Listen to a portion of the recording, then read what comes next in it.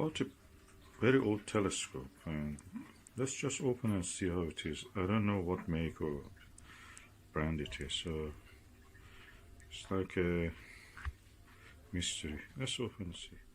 Okay, I'll open the top layer, and it comes to this wooden box. It's covered with this cardboard, so I'll just try to remove these ones first. More of the packaging. When you buy things in the wooden boxes, you have to be careful, don't transfer woodworms to your property, so I have to check for any signs of the wood damage. Okay, I've now disinfected the outer surface with the isopropyl alcohol, and now I'm going to open the box. I don't know what I will find here. It's a wooden box. I don't see anything here damaged by the woodworms, so lucky. These are all the pieces. I have to be very careful with these rags. I will remove them. I don't want them to contaminate.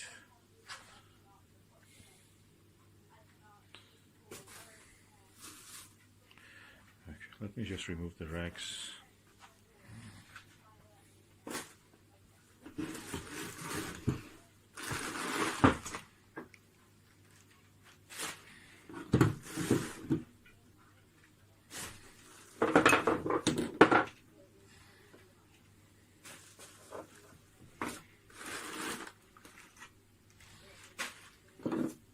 That's a massive finder scope. Never saw anything like this before. Oh, these handles, they look strange. I have to take a look in the internet forums. I see a few holes here that can be due to woodworm, so I have to be careful about that.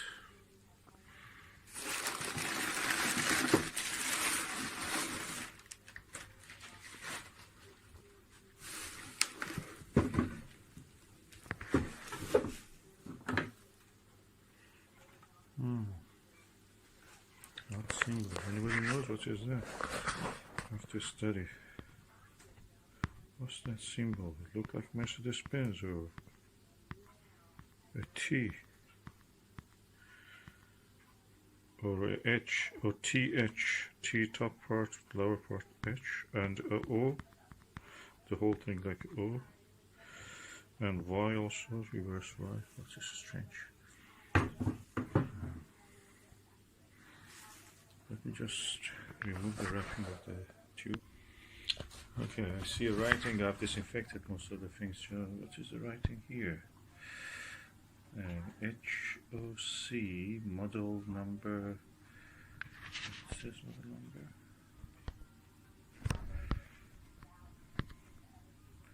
T-705. Diameter 77, focal length 1000. And number 17884, and that same logo again here. So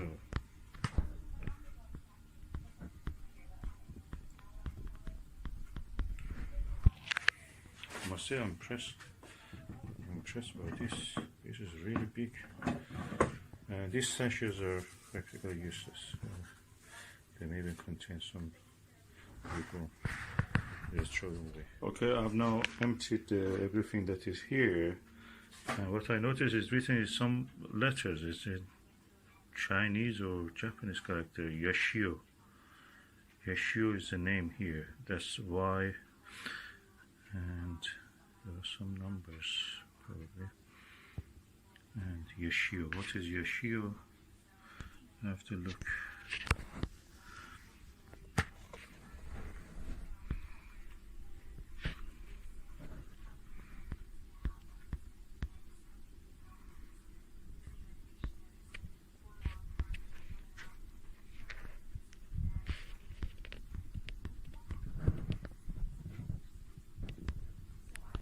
So I'm going to disinfect the whole thing to make sure that there is no woodworm here. I saw some evidence here.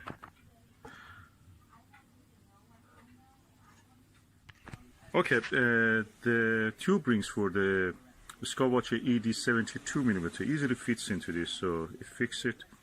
And the funny thing about this focuser of the telescope is that you have to remove, you can actually manually take this out that much. Then with the fine focusing, you can do it with the rack and pinion one. I have adjusted that is on the Chinese Japanese style 0.96 inch to 1¼ inch adapter, and I installed the 1¼ diagonal and it mounted RKE 28mm. So practically I can use it now. This telescope is now in balance, and let's see how the image looks through this. So the image is good. Half of the system is of course the objective lens 77mm, and half is this eyepiece.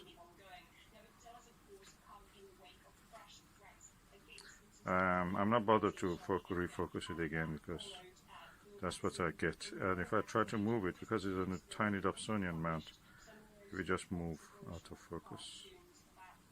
And the blackouts you see kidney bean is because of the eyepiece.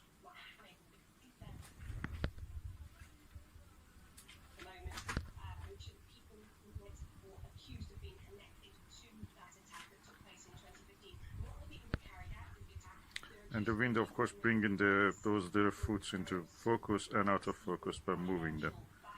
So, okay, that was the view through this telescope. Good as it can be a 77mm telescope. It probably will benefit if it be on the proper mount, big tripod, and a mount that you can move it.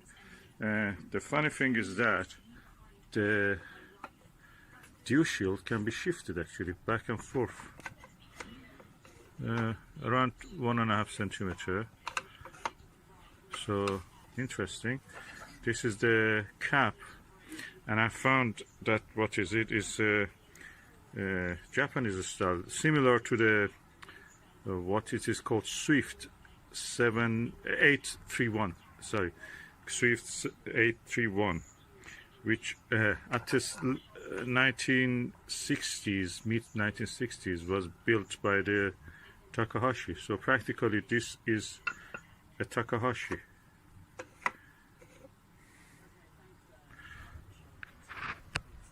I have to clean the objective, but so far so good. So we're fiddly with the focuser.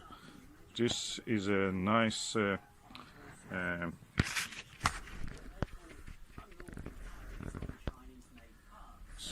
finder scope,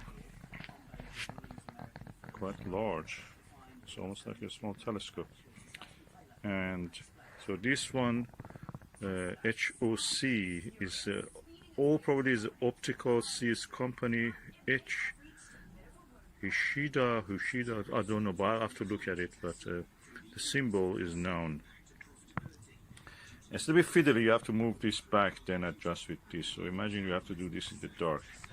It was acceptable maybe in 40-50 years ago. Nowadays, no. With the Chinese advancement in optics, these things are now obsolete. The quality of the lens, I've noticed there are 3 spaces between the lenses. There should be. One of them is missing, and that puts a little bit of strain on the thing. So I may just remove it later and just correct it. Okay, do you see the 2 of the spacers? One is down here, and one is here. The corresponding one, which should be here, is missing. And I can see some fringe lines there when I'm looking visually at it. You may not see it. By the way, the lens needs cleaning, and when I'm cleaning it, I will just adjust the spacers. I may put something like aluminum foil or something. Of course, I've heard people say use postage stamps and such things, but that's an option if you want.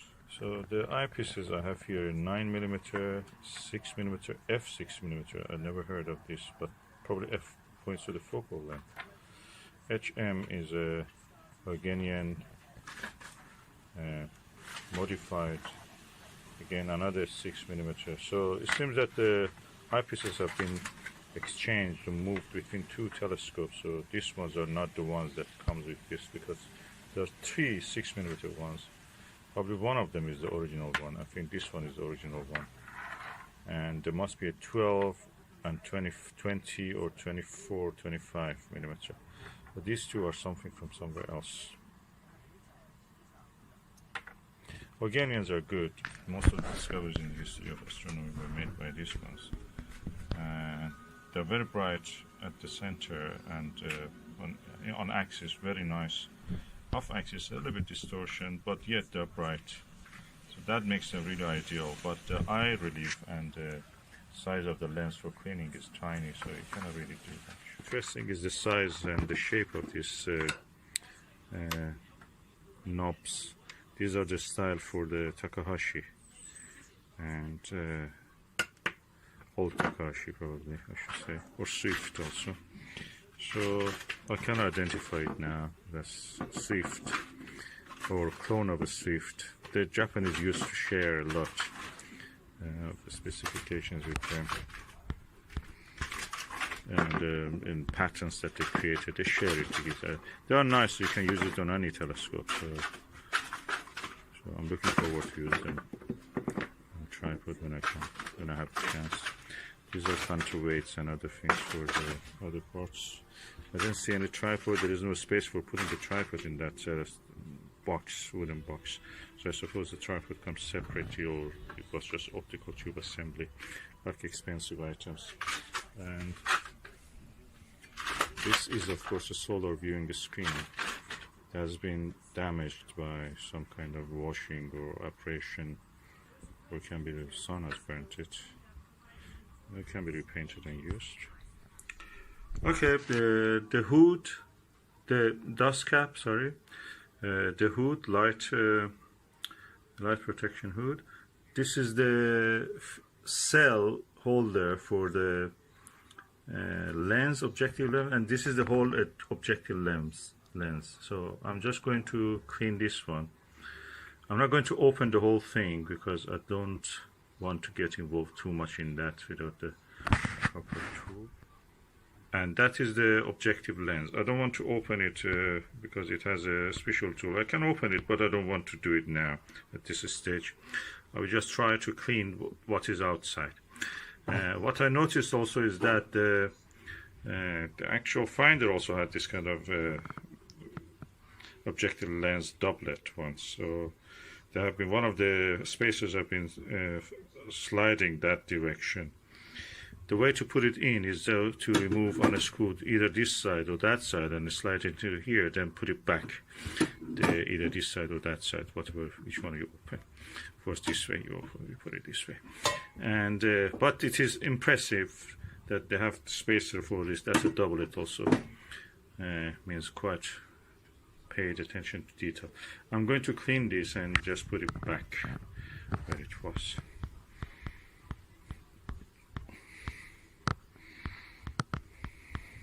Okay, I'm going to actually open this lens cell, because I saw some lint, some stuff from a fabric get stuck into it, so some threads of fabric. So I'm going to remove that also. I tried to clean it, but I saw that those things are between the lenses, so that's not good. So I'm going to. So for moving the lens, I just use this knife edge. It's an old knife, so easily moves it. And I'm going to open it. So this now comes off, this retaining ring, and this lens is available to open it. I'll bring a tray because I don't want to make a mess. So now I place the tray. I remember the positions of those, recording it, the position of those spacers, and I will try to do something about them when I'm done. So the whole lens assembly comes out. This is one lens. This is the second lens, so it's a doublet. So these things are here, spacers are here, and if I closely look at them, they look like a foil kind of thing. Let me just have a look. very thin foil. So I try to put something in the opposite. Remember, this is the face inward, that's the face outward, and that's the face inward again. So, and they go into this cell in that order. This goes inside here, and then that goes over it. Okay, I'll put a tiny dot of the tiny pieces of a piece of a aluminum foil with a dab of the glue, just normal glue, no super glue or anything. And now I'm going to put these things back together. Okay, now I'll put them together. And that's the new piece I've placed there. Okay, I'll just show you how I'm putting this together. I put them together. Now, this is the top part, that's the bottom part. So, this is the part which holds the lens together. So I'm doing it reverse. Then I put my hand under this and turn it over with holding this side in my one hand and this side in my other hand. So that will slide into space, will be stopped by this edge. Then I put the ring back. Okay, I put the two lenses back together. As you can see, there is some purple coating on this, so that's good. Okay, I've now put the lenses back together, and I'm going to put this retaining ring. Now remember that I have to put this ring first. There is a second ring here. It doesn't screw anything, it's just a spacer. And then this one, which is screwing in, comes on, and I will tighten it. So I tightened it first with hand, then I tightened it with this knife edge, and it is now back to the way it was. Of course, when you remember that these lenses are concave convex, so beside videoing it, I know that that helped me. But they're concave convex, so they join together in that concave convex position. So there is no way to misplace them, because otherwise you will just have something which is different from the focal length and the arrangement that it was originally. So I'm going to put it back on the lens assembly. So the lens cell is now assembled again and is ready to go to its place. Yeah, the lens cell is back. Let me just clean this one also just a little bit, just to give it more nice things. Nice shiny look. Okay, the lens cell is now cleaned as much as possible. I don't want to really scratch or anything. No, it already has some scratch, so I will assemble it now. Okay, so now the dew shield also put it back. As you can see, this comes this amount out. It's quite a small dew shield, so I suppose it's a small telescope, but I can make it bigger if I want. I can extend it. And there are 3 screws here that actually can tighten it up more in position. And that's the cap. Okay, the scope actually fits here perfectly, but the cell cannot actually fit here. So what I will do, I put the cell here. I will cover it with aluminum foil on top. So I've covered the objective with this aluminum foil. Aluminum foil doesn't have any fabric or anything that can go and or anything particles falling from it, as far as I know. So it will keep the mirror, the objective lens clean. And the other side has a cap, so it will be safe here. The only thing remaining is to just put some clean stuff to keep these things from moving inside the box.